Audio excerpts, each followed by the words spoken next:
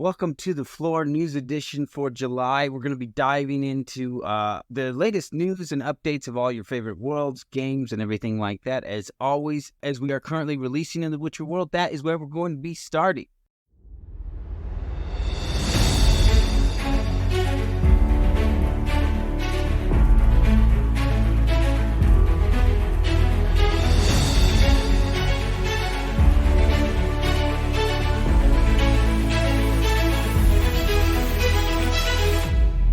Do you remember the first story that was so spellbinding that it drove you to break the rules and stay up all night?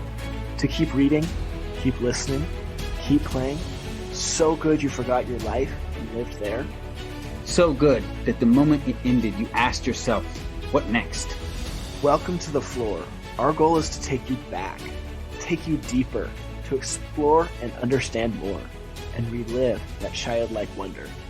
Join us as we dive deep into humanity's greatest stories, no matter how they are told, through books, movies, television, even games. One of us does an in-depth research on our topic. One of us is familiar with the topic. And one of us knows nothing. So the right questions will always be asked and will be addressed for anyone coming into the topic, regardless of how much you know. Enjoy another world, another adventure, another spellbinding story. Join us on the Flore. In The Witcher, we had the release of Season 3, which is big news for the Netflix series fans. But the numbers are bad. So they're down 15% from Season 2, which you kind of expect. You're always going to lose a few people from one season to the next. And, some people might not be on top of when something comes out. But then if you look at the last, I guess it's not the end of the season because they only released half of the season this month, but the last episode of the current release is down 50%. So that is not looking great for Season 4 or Season 5 of The Witcher, for which Liam Hemsworth has signed on for.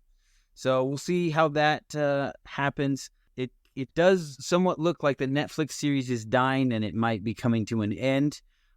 On the other side, we do have Project CD Red, which continues to produce a lot of Witcher content that is very much loved and being looked forward to.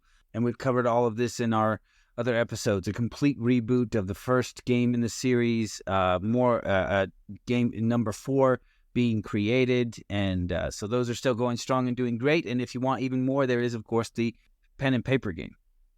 Yeah, Art Talsorian is still producing their core rule book for The Witcher. Yeah, so like I said, the Witcher world, its stories are not dying, but the Netflix series, as they have tried to go their own way, they have not been as successful as Project CD Red in creating lore and stories that the core fans have loved as much. In D&D news, Baldur's Gate got moved up by 28 days. So initially they were going to be releasing at the very end of August. They're now releasing August 3rd.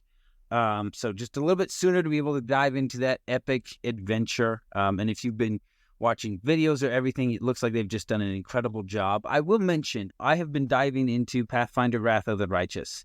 And that story is everything and more I wanted from an epic adventure. And I begin to wonder, could Baldur's Gate hold up against Wrath of the Righteous? Because this game is epic. Got kind of a showdown. Video game fantasy. Well, I feel like you could just do both, but I do wonder, because I played all both the Baldur's Gate, and I'll admit, Baldur's Gate 2 was definitely one of my all-time favorite games. Just an epic adventure, cool companions, and everything. And I think as far as companions go, Baldur's Gate 2 is still probably number 1 on my list. Baldur's Gate 2, Mass Effect. I think these are some of the best companions I've ever worked with in video games. They were just awesome and epic. As far as the actual journey and story, I would say that Wrath of the Righteous is beating out Baldur's Gate 2. Oh man, so many epic moments happen, and it's just awesome. They've done such a good job. Not only that, but I mean, in Baldur's Gate 2, the story is fairly linear. But as I've dug up different things, in Wrath of the Righteous, they really let you go full evil. You can just you can slay the enemy heroes, and then raise them from the dead and make them your undead minions in your army and make them serve you. I'd be like, you think you're done? I'd be like, your torture's only begun, buddy. You're going to have to kill all your friends for me. Yeah, that's full evil. Full evil, yeah. So, definitely not the route I have gone, but there's some really just cool, epic stuff. Are you going to play the game through again? As an evil? I mean, I would definitely like to play this game again. I have a hard time, maybe make totally different choices. We'll see. But like I said, maybe not completely evil, but as epic as mostly evil. Yeah. As epic as this journey has been, I begin to worry. Be like, could Baldur's Gate 3 compete? Because they've set a really high bar for their narratives there. All right. In other D&D news, there's an ad for D&D in Japan, and they went full anime on it. Like, it looks like an anime movie, TV show, or even a video game. And so the whole ad is in Japanese, except for like D&D and RPG. Everything else is just Japanese, but you can check it out, and it's pretty cool. And like, honestly, like, if you didn't know this was an ad for D&D, you would think it was like some anime game or movie coming out. So I do, yeah. If you're curious, you can check that out. It's pretty fun. So I think just D&D Japan commercial. Check it out. Game of Thrones, we don't have any new news. George takes forever to write the books, and there's a writer's strike still on. So, Brandon Sanderson, Secret Project number 3 went out on June 28th, the digital version, and throughout the month of July, he'll be mailing out the hard copies to the backers. And so probably by beginning of August, we will get the title, and fans of his can start checking out those books and picking out the latest one. In other news, so there is a rumor that Kathleen Kennedy has been fired from Lucasfilms. So like I said, there's haven't been an official announcement. However, her work email no longer exists. If people try to like contact her corporate work email where like all the official emails come out to make sure it actually is from her, it doesn't exist anymore. And this comes after the latest Indiana Jones is a huge flop. And this has been a series of projects that have just failed very hard from her. Now, what this means for a lot of fans, so Kathleen Kennedy was behind the latest trilogy for Star Wars. She was behind the Willow TV series, which was actually pulled from Disney Plus. It was doing so poorly. She was behind, Ben Kenobi. So she has a tendency to put a lot of identity politics and political agendas within her movies. And now there are some people who really like that and might be sad to see her go. And there's a lot of other fans who are excited to see her in control of these movies because they don't like her putting all of this in her stories. But yes, so definitely looks like there might be some big changes happening with Lucasfilms. So changes to Star Wars.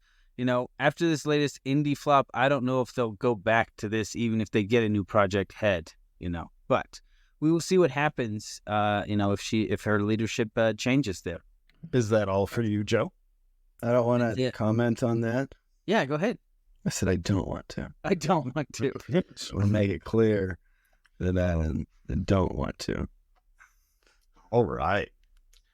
I've got some Dune news for you. We have a new full trailer for Dune Part 2 has dropped.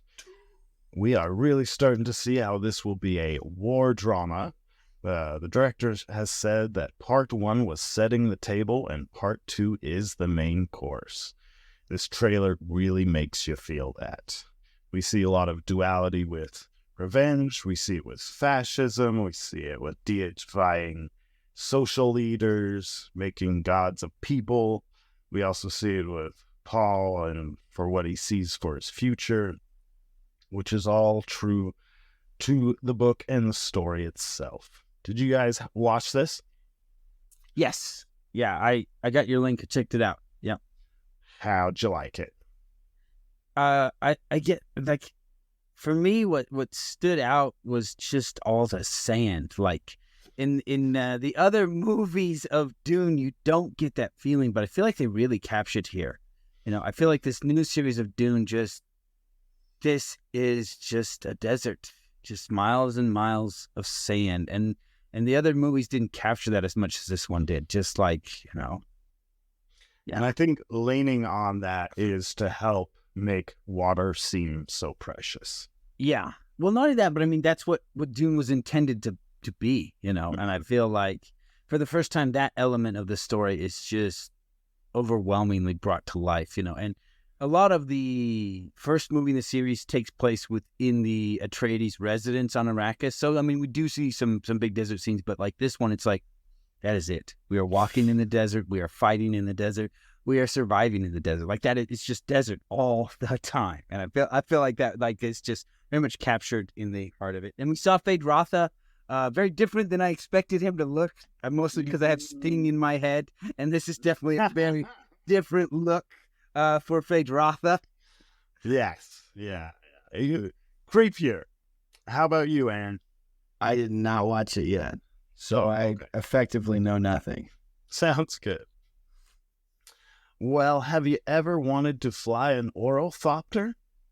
Microsoft Simulator will be dropping on the same day as the movie release a Dune Ornithopter expansion, November 3rd, with Arasaka landscapes. So if you like them flight simulators, we've got that coming your way as well. Cool.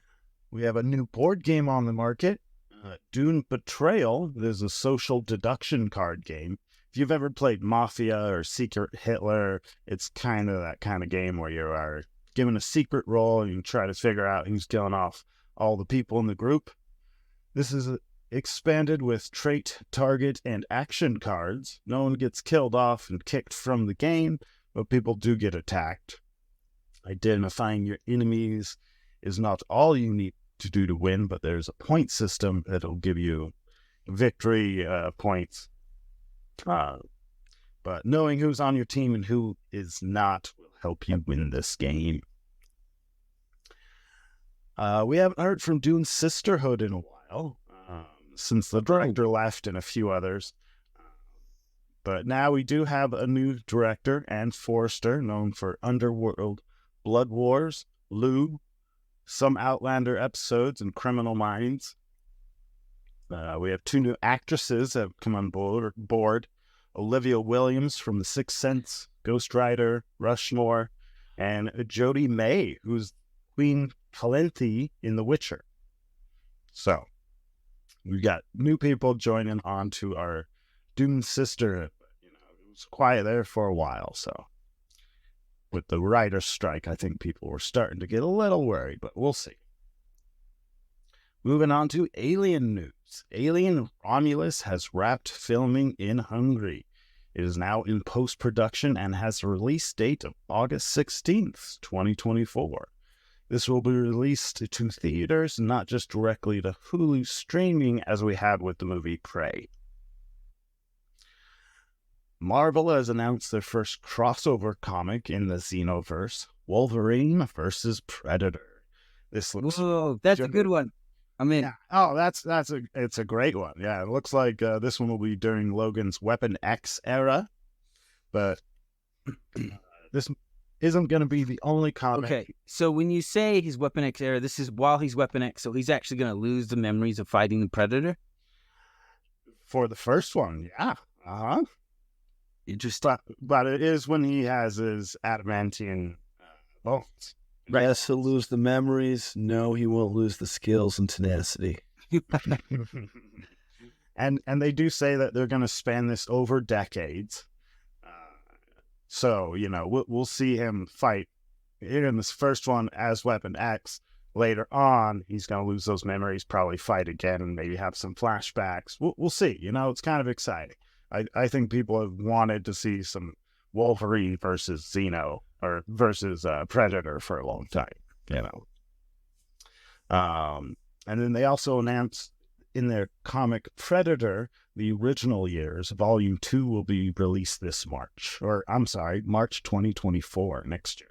Just a comment here. Because it's a Predator, it has to go melee on Wolverine because he's only melee. That's right. And they have similar claws. They got similar claws. It's the code. He has to go melee. Yeah, does the Predator's claws, are they as tough metal as his? I haven't been cut before. That's probably gonna come out in this comic. You Now, That'd actually be really cool if they weren't. And then the Clash. Predator was like, dang, that's not fair. You're using claws that are stronger than mine, so I'm going to use range. Or I'm going to get better claws. Well, I think it's also interesting. Like in Prey, we definitely saw the Predators shrug off damage, right? Like, oh, you see quite a bit.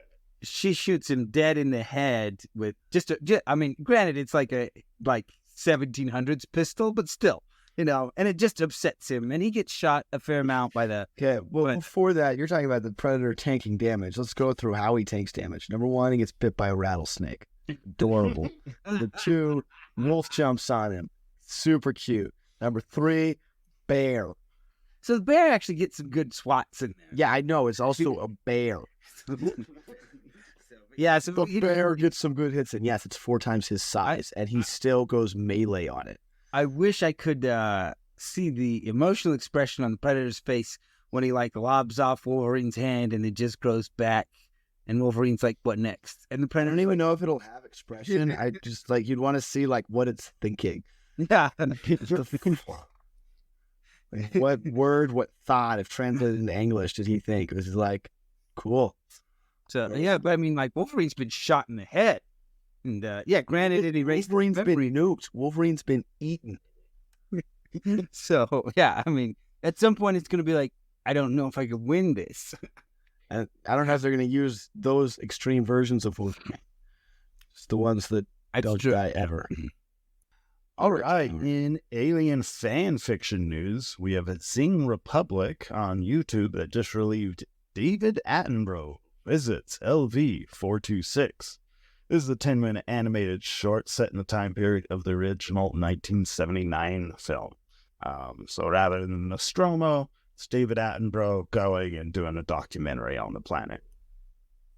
It's cute and fun, and he just did a interview podcast with the Perfect Organism podcast. All right, Dark Descent has now come out. I've not played through it yet to give personal review, but I did want to mention about how they said it had gone gold. Joe, you were calling them out last time that you did not believe this statement. Well, it turns out it was not gold. They have already released a patch for PC. With over 50 major patches, 100 minor patches, and more, with a few new traumas for your Marines to accumulate. My last segment here is Cyberpunk, but we got quite a bit of Cyberpunk news. So, Phantom Liberty has announced its release date for September 26th, 2013. But as I have said before, I could see this being pushed back. They feel like they have any unfinished projects going on there and don't want to make the same mistake they had during its original release. Along with this, they will also be rolling out the game in Ukrainian. We also have a 1.7 update coming out. This will be a large update in preparation for Phantom Liberty. This is kind of like Cyberpunk 2.0. Everything will feel different. It is unclear what will come with the update and what will be saved for Phantom Liberty itself. Things like Dogtown, another district in Night City where the story for Phantom Liberty will kick off. So as far as the updates we will be expecting, we're getting new cyber where when you're getting new cyberware, you go and visit a Ripper dock. Right now, it's just kind of like you're equipping gear. They're going to put actual video in there for you that you look like you're being worked on and getting new cyberware installed in your body. For your armor, they will be changing it to be more reliant on your cyberware than your clothes.